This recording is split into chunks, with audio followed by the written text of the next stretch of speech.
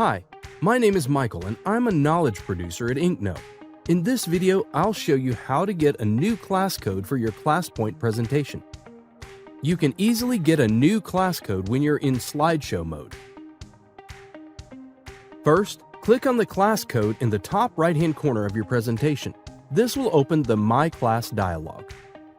Here, click the button to get a new class code. All of your students that are currently joined in your class will be removed. Once you confirm, you will see a new class code with no students joined.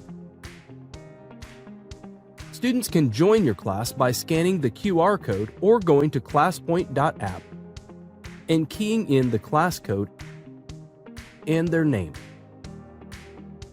In addition, if you need to remove a student, you can do so here in the My Class dialog by clicking on the X next to their name.